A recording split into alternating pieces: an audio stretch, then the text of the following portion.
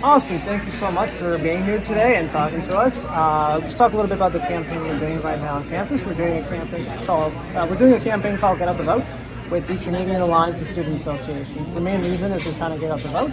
Right now, the youth vote, we comprise of the largest voting bloc in Canada. So we believe it's really important that we go out there and vote. Absolutely. Would you like to state your name and the riding you guys are running in? You folks are running in? So my name is John Werring, and I'm the Green Party of Canada candidate for Surrey Centre. And I'm Tanya Baertl, running for Fleetwood-Port Kells for Green Party.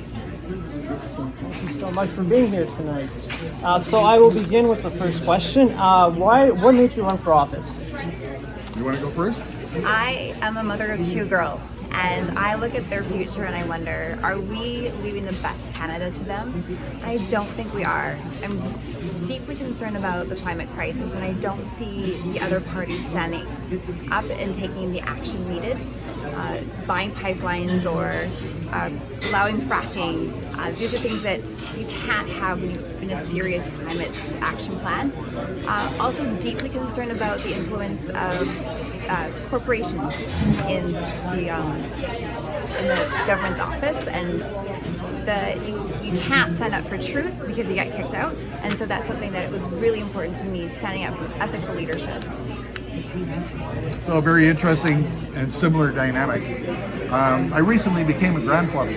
I had two grandkids now, and I have a third one on the way in December.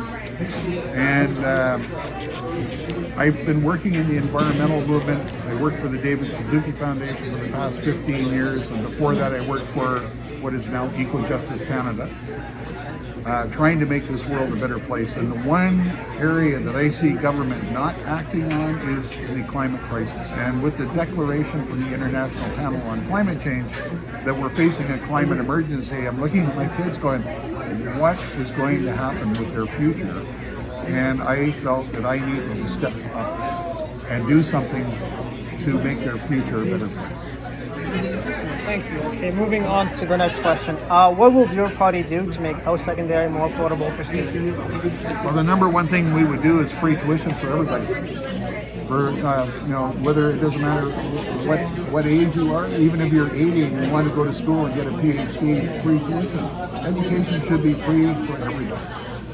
As you probably know, a lot of students will graduate with $26,000 in student debt, and it's a hard way to start your career, and that much debt, and we just feel like, it's such an investment in our future of Canada, that we need to invest in our students, because they are the future of Canada.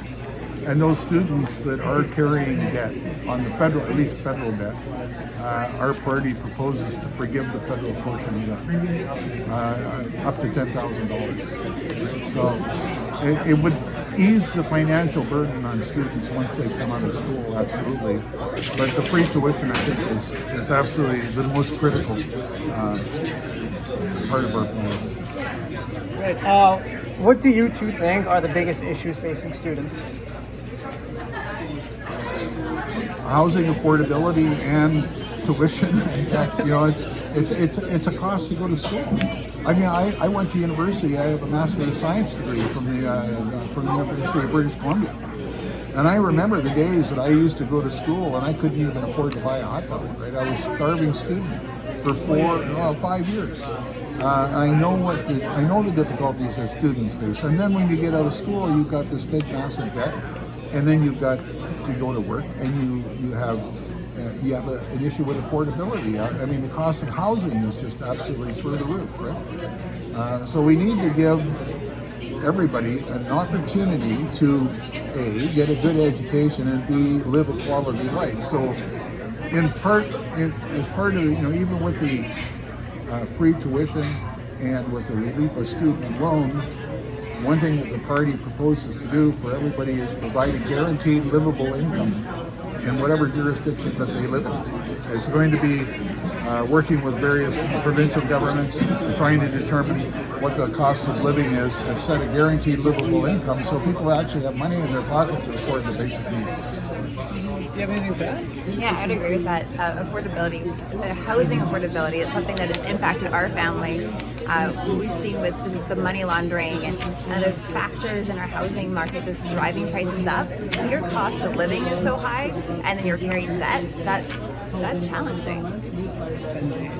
All right, so the next question we have is, what would your party do to address some of the concerns that international students are facing?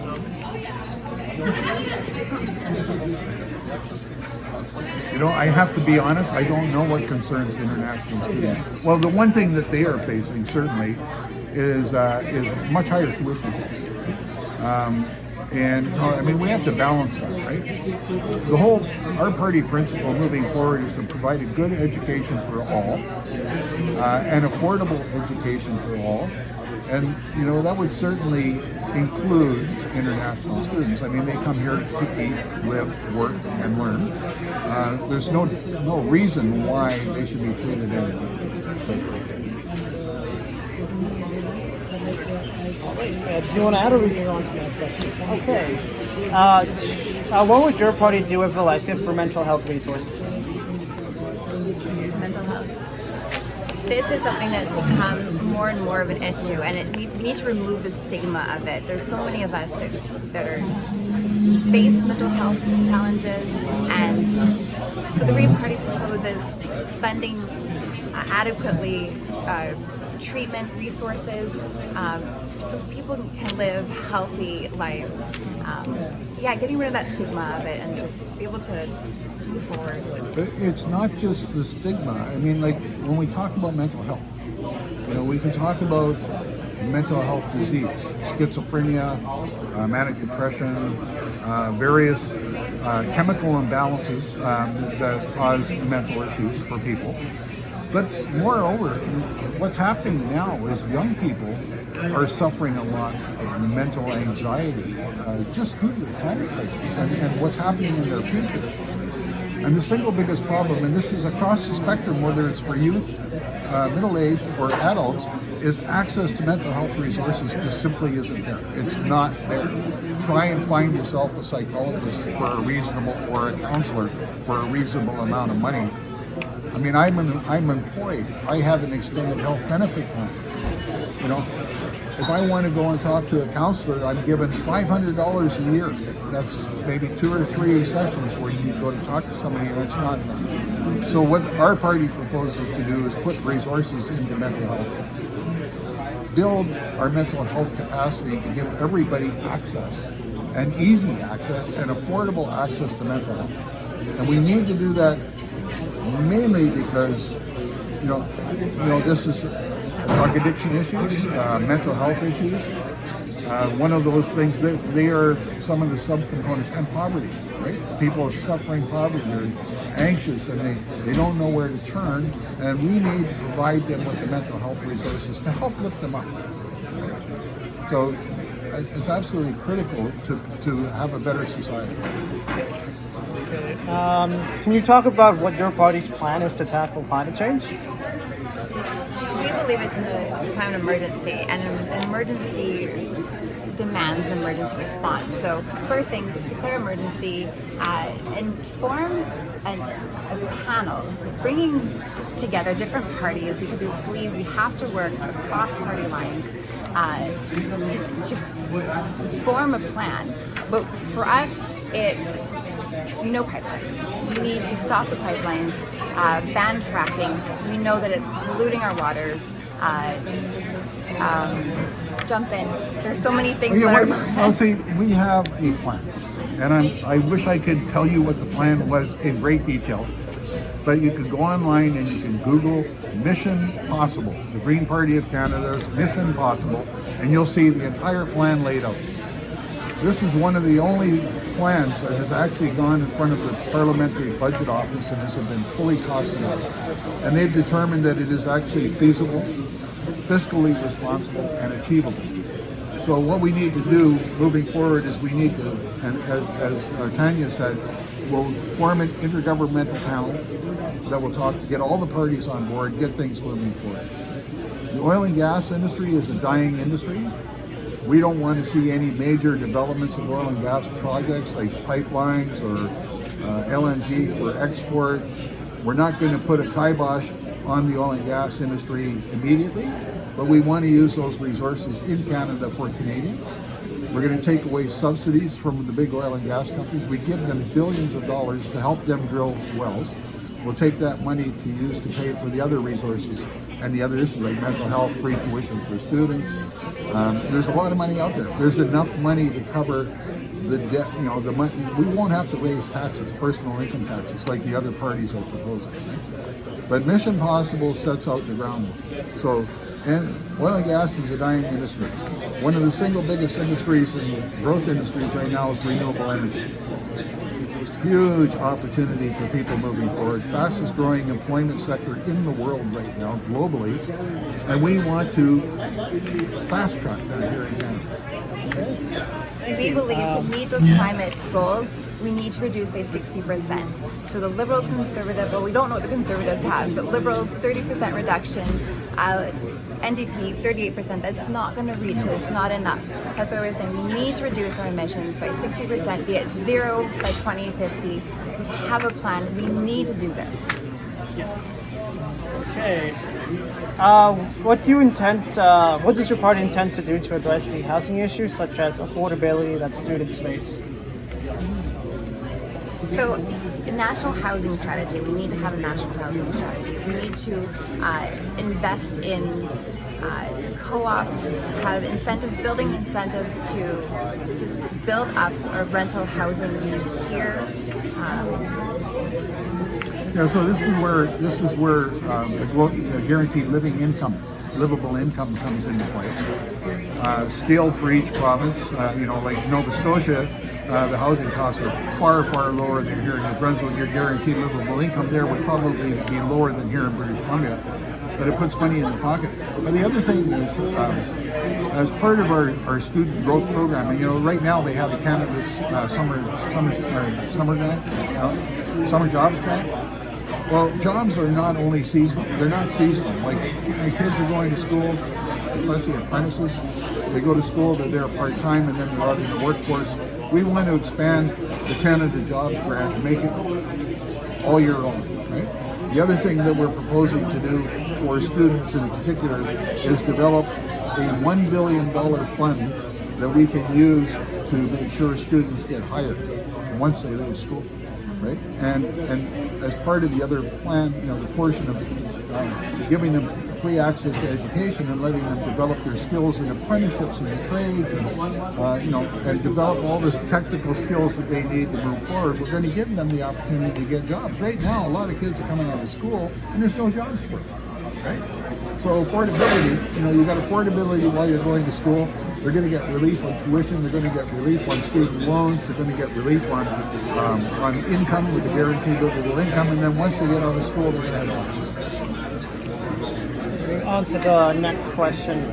Do you or your party intend to increase transfers to provinces from post-secondary education?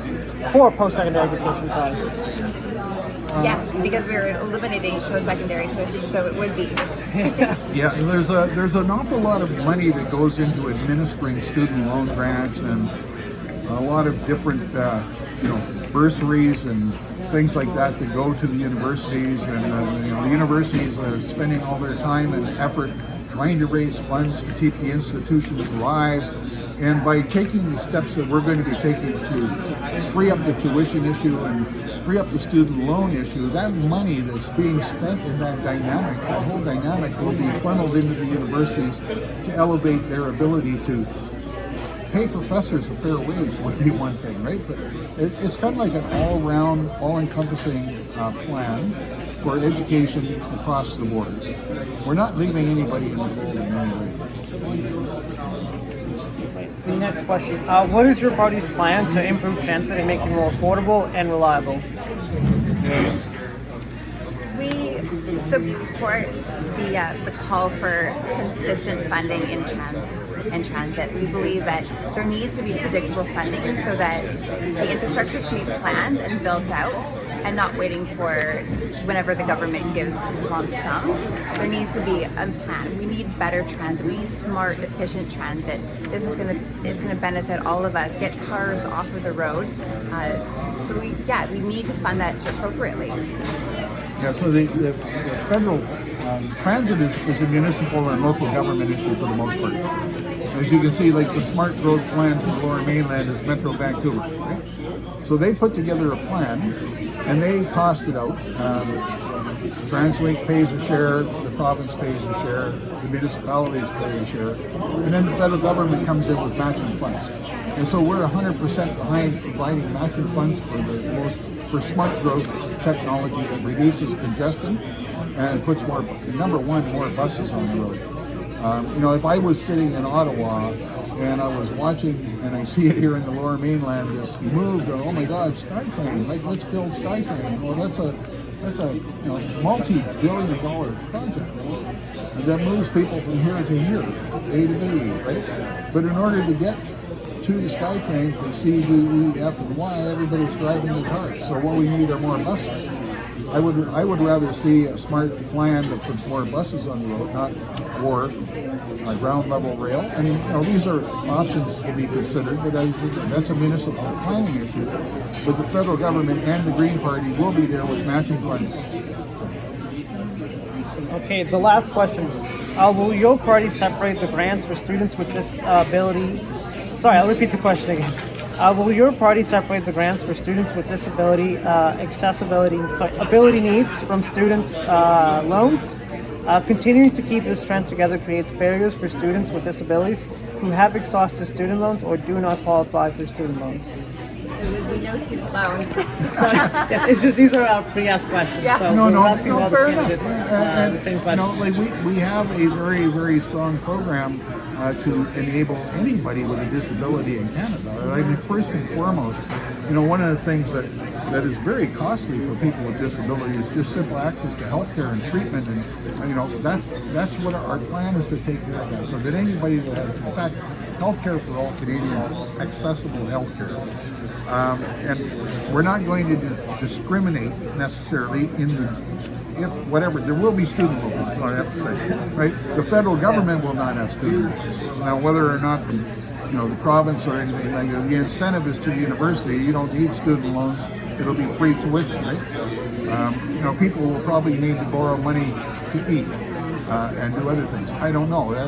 That depends on the circumstance that they're in. But certainly there will be no discriminatory move against students with disabilities. I mean, they should be treated just like anybody else. Well, thank you so much for taking the time to come out today and answer these questions. A lot of the students will appreciate it. All right, thank you. Thank you so much. Appreciate it. Thank you very much. Thank you. Get out and vote. Just one thing I will say. The Green Party plan sounds ambitious and it sounds scary, but it's doable. It's affordable. The money is there. We're just going to redirect the taxpayers' dollars because the wealthy billionaires that are getting our billions of dollars in subsidies, they don't need health care. They don't need to pay for their child's education. They don't need daycare.